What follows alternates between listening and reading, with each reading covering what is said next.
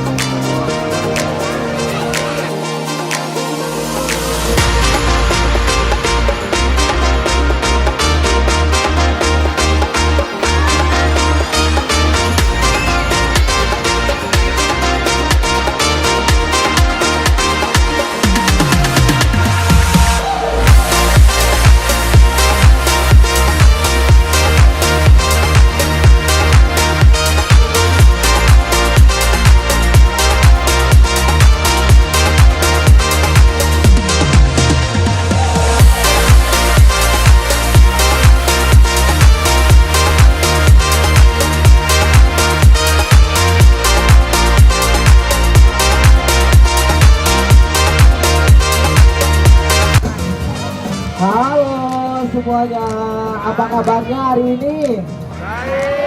Kurang semangat nih kayaknya. Apa kabarnya nih hari ini?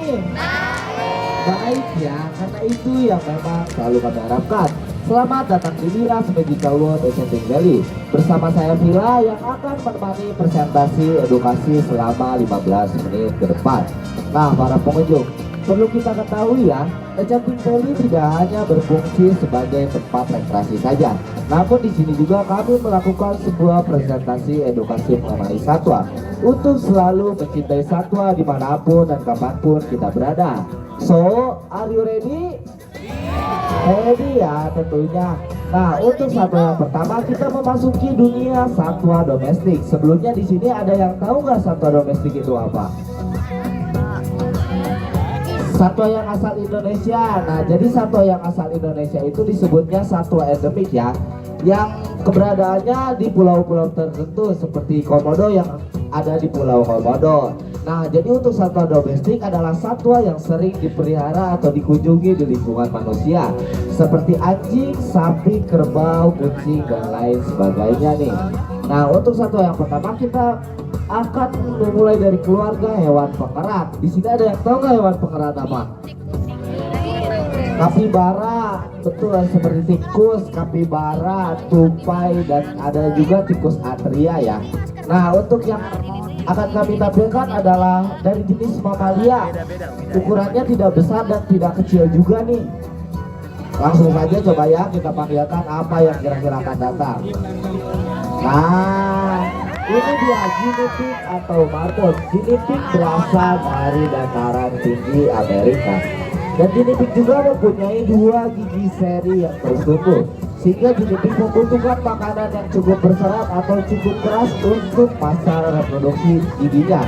Dan dalam masa reproduksi, guinea pig bisa melahirkan 2-3 ekor anak.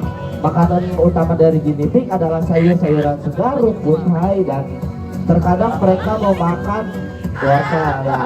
Boleh dong diberi tepuk tangan untuk satwa yang pertama. Nah, untuk satwa domestik selanjutnya masih dalam keluarga hewan domestik, tapi mereka sering digunakan sebagai alat pengirim pesan nih. Apa nih kira-kira? Burung. Coba langsung saja ya kita panggilkan apa ya? Nah, ini dia merpati ya. Jadi zaman dahulu merpati sering digunakan sebagai alat pengirim pesan. Dan merpati tidak hanya dari jenis merpati pedaging saja. Ada merpati pos, merpati balap, merpati hias, dan merpati kolong. Dan merpati ini sangat ada dalam navigasi ya. Mereka bisa terbang dalam jarak ratusan kilometer dan kembali lagi. Boleh dong diberi tepuk tangan untuk kedua hewan domestik kami. Selain dari satwa domestik, untuk satwa selanjutnya ini adalah dari jenis burung paruh bengkok. Mereka sering meniru ucapan atau suara dari manusia. Ada yang udah tahu? Kakak tua, betul. Coba langsung saja kita panggil ya. Kira-kira di mana nih? Nah, ini dia kakak tua jambu kuning kami yang bernama Lila. Boleh dong sapa dulu nih Lilanya. Nah, Lila ini bernama latin Galerita triton. Dan Lila bisa kita lihat dari ciri-cirinya. Kakak tua memiliki jambul berwarna kuning dan warna yang putih dominan. Namun kakak tua ini tidak hanya dari jenis kakak tua jambul kuning saja. Ada kakak tua raja, kakak tua moluka, dan kakak tua gombit. Kakak tua ini sangat cerdas sekali untuk menirukan ucapan atau suara dari manusia, seperti halo, selamat pagi, hai, dan lain sebagainya ya. Nah, makanan utama dari kakak tua adalah biji-bijian, namun terkadang memakan sayur-sayuran juga. Terima kasih Lila. Nah, tidak hanya dari burung kakak tua saja. Untuk satwa yang selanjutnya memiliki warna yang lebih beragam, masih dalam keluarga burung paruh bengkok. Ada yang udah tahu nih di mana atau yang udah lihat di mana ya? Kira-kira yang akan datang di mana ya? Nah, ini dia. Ini adalah burung makau kami yang bernama Morpheus ya. Nah, burung makau ini adalah berjenis blue and gold ya. Blue and gold makau bisa kita lihat mereka mempunyai warna yang lebih beragam dibandingkan burung kakak tua dan ekor yang lebih panjang. Paruhnya juga lebih besar dibandingkan burung kakak tua. Ini berfungsi untuk membuka biji-bijian dan memakannya makanan yang di dalamnya. Namun tidak hanya dari jenis burung makau blue and gold saja. Ada makau scarlet, makau hyacinth, dan makau greenwing. Dan makau ini berasal dari Amerika ya. Mereka sekarang sudah di-breeding di Indonesia. Makanannya sama seperti kakak tua. Mereka memakan biji-bijian dan terkadang juga sayur-sayuran. Boleh dong diberi tepuk tangan untuk kedua burung paruh bengkok kami. Nah, selain dari burung paruh bengkok, saya sudah pegang klop nih. Kira-kira apa nih yang akan datang? Elang, tapi ini yang sering aktif di malam hari. Burung hantu, langsung saja coba kita panggilkan.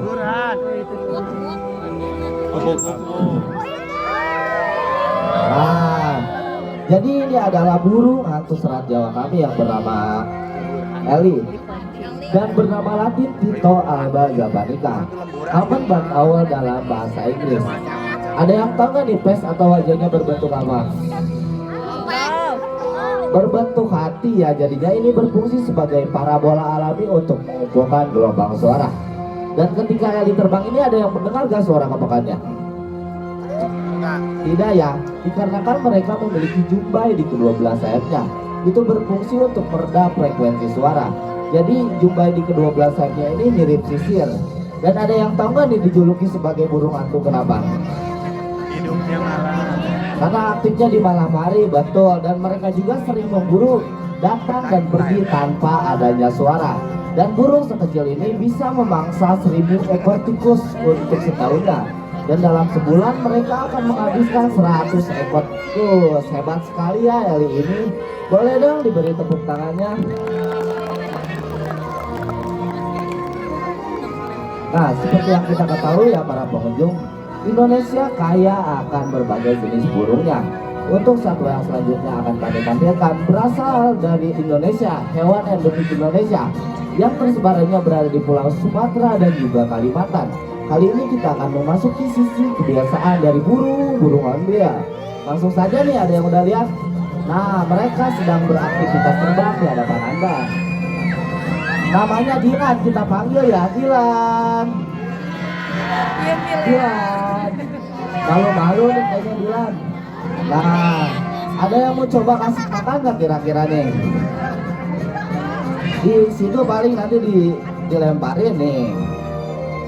Nah, lemparin. Lemparnya yang jauh. Nah, jadi lemparnya jauh gini ya. Nah, jadi ini ada yang tahu nggak berjenis kelamin apa? Laki-laki, betul. Ini adalah hewan dimorfik ya. Bisa kita bedakan dari kantung udaranya. Jika kantung udaranya berwarna kuning, ia menandakan berjenis kelamin jantan. Dan jika kantung udaranya berwarna biru, ia menandakan berjenis kelamin betina. Dan mereka bersifat monogami murni atau setia kepada pasangannya. Ketika pasangannya mati, mereka akan hidup menyendiri untuk selama-lamanya dan akan sulit pindah ke lain hati. Sekian sekali ya. Terima kasih Dilan. Nah, untuk satwa yang selanjutnya masih dalam keluarga burung hornbill. Namun mereka memiliki ukuran yang relatif lebih kecil dibandingkan burung berulang mas tadi. Dan mereka sangat piawai sekali menangkap makanan di atas udara. Ada yang udah lihat? Tuh di atas sana namanya Dennis. Coba kita panggil, kayaknya malu-malu nih Dennisnya. Dennis. Malu-malu nih kayaknya ya. Nah, jadi itu adalah berjenis kangkareng perut putih ya. Bisa kita lihat, kangkareng perut putih ini memiliki ukuran yang lebih kecil dibandingkan burung berulang tadi. Dan mereka sangat penting bagi ekosistem alam, dikarenakan mereka adalah penyemai bibit-bibit tanaman alami dari buah-buahan yang mereka makan. Tidak hanya itu saja, Dennis ini sangat piawai sekali menangkap makanan di atas udara. Contohnya seperti ini. Nah, keren sekali ya. Boleh dong diberi tepuk tangan untuk kedua burung hornbill kami. Seperti yang kita ketahui ya para pengunjung, tidak hanya burung saja yang cara bereproduksinya bertelur. Ada hewan-hewan yang lainnya yang cara bereproduksinya bertelur. Namun ini dari keluarga reptil. Ada yang udah tahu? Seperti komodo, buaya, ular, dan lain sebagainya ya. Langsung saja nih, apa yang kira-kira akan datang? Nah, ini dia iguana kami bersama Kadipa ya. Kadipa ini namanya siapa ya? Namanya Saverus ya. Nah, iguana ini memiliki mata ketiga. Ada yang tahu nggak posisinya di sebelah mana mata ketiganya? Di hidung, di ekor. Nah, jadi mata ketiganya ini ada di atas kepalanya ya, atau yang biasa disebut parental eyes. Dan mereka juga mempunyai spy ya. Spy ini seperti plastik ya. Mereka tidak tajam. Dan mereka juga memiliki ekor yang panjang dan juga kuat. Ini berfungsi untuk mempertahankan diri atau menyerang. Dan tidak hanya dari iguana hijau saja, ada iguana merah, iguana gurun, dan iguana Galapagos. Satu-satunya iguana yang bisa menyelam di laut asin. Dan iguana ini juga pemakan sayur-sayuran dan buah-buahan. Beda sekali dengan tampaknya yang seram ya. Kira-kira nih, Kadipa bisa foto nggak sama iguana ini? Di stand foto kalau sekarang bisa nggak? Di stand foto nanti kita bisa berfoto ya sama iguana ini di stand foto yang telah kami sediakan. Terima kasih Kadipa, terima kasih Saverus. Boleh dong diberi tepuk tangan untuk Kadipa dan Saverus. Nah, tidak terasa nih para pengunjung, kita sudah di penghujung acara. Untuk satu yang selanjutnya biasa disebut si kucing beruang. Ada yang udah tahu kan nih? Mereka kesebarannya berada di Pulau Sumatera, Kalimantan, dan juga Jawa. Mereka mempunyai wangi yang khas. Ada yang udah lihat? Nah, ada di atas itu ya, itu namanya binturong bernama Dempano, atau yang bernama Latin artistik binturong. Ia berjenis kelamin jantan. Ada yang mau lebih dekat kan nih kira-kira? Langsung saja nih kita panggilkan apa yang kira-kira akan datang. Nah, ini namanya Mojun ya, berjenis kelamin betina. Bisa kita lihat, Mojun ini memiliki ekor yang panjang dan juga kuat. Ini berfungsi sebagai kaki kelima untuk menyeimbangkan tubuhnya di atas pohon. Dikarenakan binturong adalah hewan arboreal dan binturong ini adalah pemakan segala ya. Mereka suka memakan hewan-hewan kecil, buah-buahan dan yang lainnya ya. Tapi sayang sekali nih hewan semengemaskan ini punah. Apakah kita mau hewan semengemaskan ini punah? Tidak ya, caranya begitu gimana nih? Jagalah hutannya, habitatnya, dan alami ya. Nah, langsung saja kita panggilkan ya sahabat satwa berserta satwa-satwanya. Tentunya ada Kak Lukas bersama Mojun, binturong kami. Dan ada siapa lagi ya?